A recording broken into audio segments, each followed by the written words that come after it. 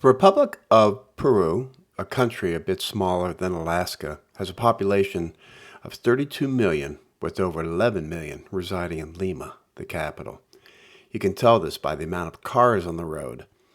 Tourism represents the third largest industry behind fishing and mining, and the 8 of us on this trip, both family and friends, took full advantage of the tourist label. We flew in from Illinois, Wisconsin, Canada, Mexico, and Costa Rica for a family member's wedding in Lima.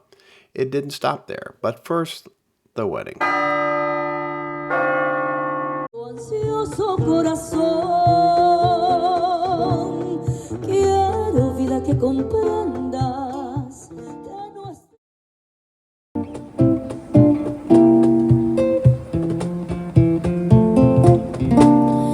Amar sin pedir nada a la vida, rezando mil heridas, así yo te quiero a ti, con fe en la luz de tu mirada, en tu voz, en tus palabras.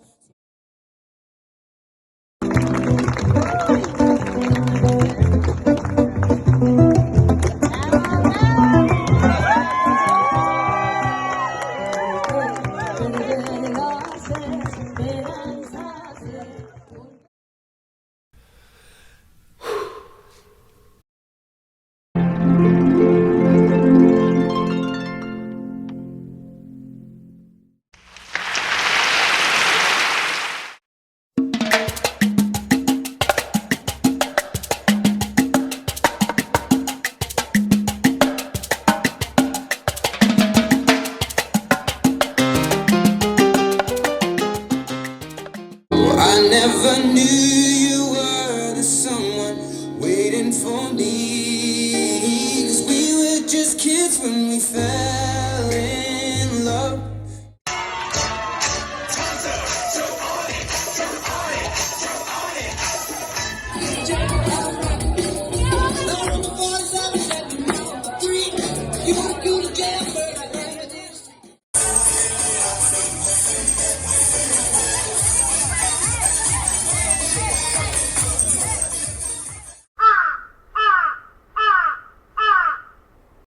This one's going to need some explanation. Pronounced Wakapuckiana, it's an ancient pyramid, 2,000 years old, built during the Lima culture. It's located in Miraflores, a short ride from our Airbnb. It was discovered in 1981, covered in dirt. In fact, it was a dirt biker's playground up till then. It served as a ceremonial and admin center. It's really huge. 4.5 football fields long, 1 football field wide, and over 7 stories high. They made the clay bricks on site and stacked them like books on a shelf to give more support during earthquakes, as it allowed more sideways sway. It's still under evacuation. I'd be remiss if I didn't mention the town of Barranca, where we stayed for a week. Whereas Miraflores is considered a wealthy suburb, Barranca is the artsy, cultural town full of murals, clubs, and cafes. Everything is in walking distance, including the wedding and reception. Christy, the bride, gave us a walking tour of the town. She met her husband Chris, not far from here. Miraflores is a coastal town on the Pacific, but as you can see, they are not known for the beaches. Lacomar is a shopping center built right into the cliffs, a true one-of-a-kind, and yes, we did go shopping. There's 6 miles stretch of boardwalk, and Chase and his cousin Mackenzie decided to hang glide. A sobering part of the walk was the fact that Peru suffered the highest death rate in the world. These are posters of the deceased doctors. We also visited a museum. Fun and relaxing. Or,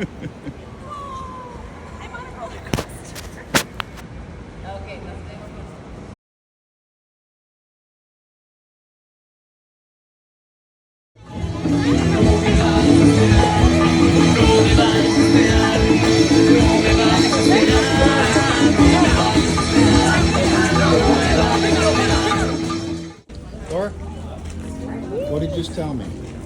What did the driver tell you about where we're at? Watch out. That the security around here is not good. No, about the What? indigenous Oh jungle. yeah, the people who live in this community came from the jungle and then settled here. But only people from the jungle lives here, and they create these communities not really safe outside the community. And then I came here and I was like, what is this? This is like a whole new world. It's totally different from the rest of the neighborhood. And so we painted a mural together. They did the pattern. They did? Yeah, and I painted figures. Estoy contando cómo nos conocimos, que vine y pinté y hicimos el mural con, los patrones y yo pinté la abuela tejiendo.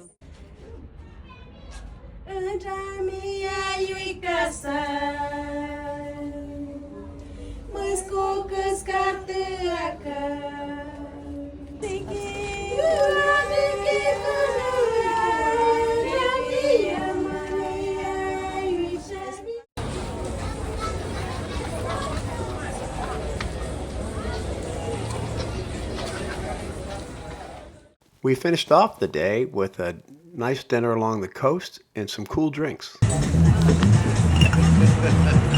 Did he do it?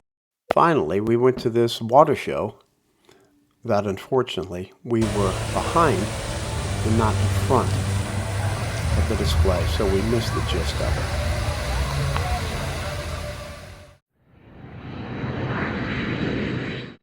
Cusco is about a 1.5 hour flight from Lima. It's at an elevation of over 11,000 feet, so most of us took high altitude medication, and fortunately none of us got sick. It was the capital of the Inca Empire until the Spanish invasion in the mid-16th century. Nice deer. Llamas and alpacas are native to the Peruvian Andes Mountains.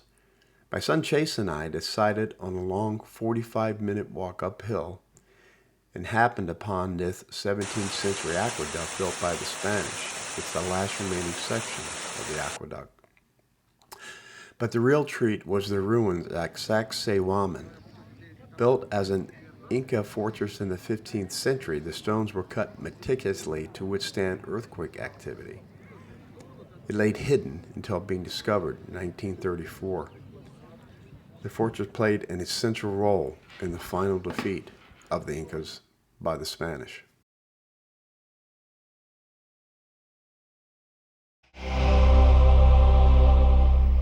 Almost there.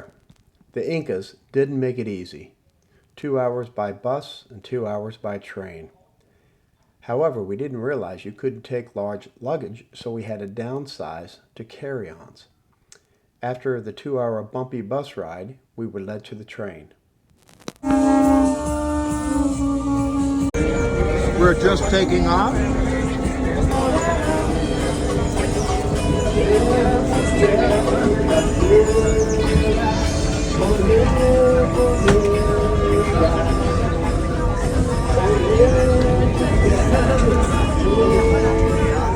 But first you have to go to this town called Aguas Caliente. It's the gateway to Macchu Picchu. So you spend overnight there and you take an early morning bus ride. We got on the bus about 9, takes 25 minutes, zigzagging up the mountain face to the entrance.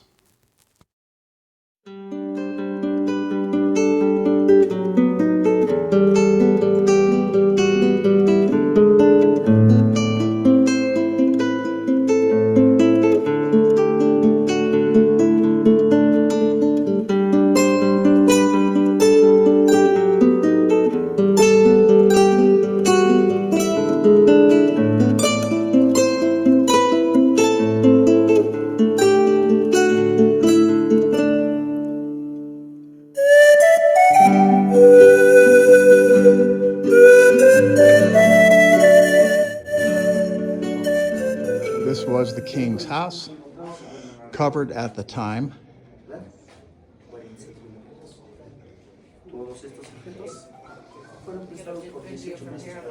But not the courtyard. Out here it didn't have a cover on it. And that had a cover on it.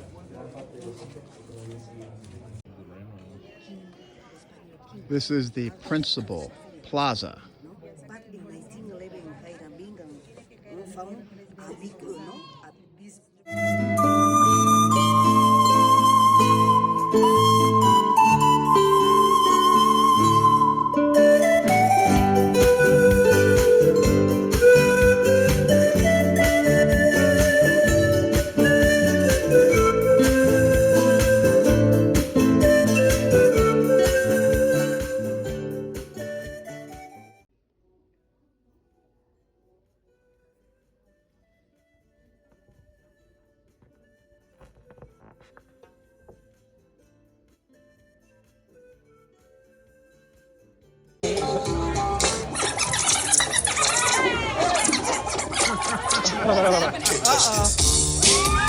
Uh-oh.